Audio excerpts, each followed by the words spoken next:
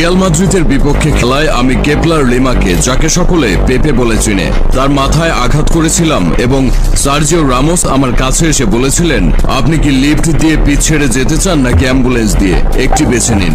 এতটুকু শুনেই তিনি যা বোঝার তা বুঝে নেন। তিনি বুঝতে পারেন মৌমাছির বাসায় আঘাত করে ফেলেছেন তিনি। এখন এর কজ অ্যান্ড ইফেক্ট তাকে সহ্য করতেই হবে। কে অনুরোধ করেন তাকে যেন সাব করা হয়, কিন্তু কোচের হাতে কোনো উপায় ছিল না। কোনো উপায় না দেখে তিনি সার্জিও রামোসের কাছে যান। সার্জিও রামোসের কাছে গিয়ে বলেন, আমি লিফট নিয়ে পিচ ছেড়ে চলে যেতে চাই, অ্যাম্বুলেন্স দিয়ে যেতে চাই না। আমি যা বলেছি তা পেপেকে জানালো। তারপর তারা দুজন আমার দিকে তাকালো। ভয়ে আমার কলিজা ঠান্ডা হয়ে আসছিল। আর সতীর্থরা আমার কাছে বল দিয়েছিল এবং আমি পেপে এবং সার্জিও রামোসকে আমার কাছে আসতে দেখেছি।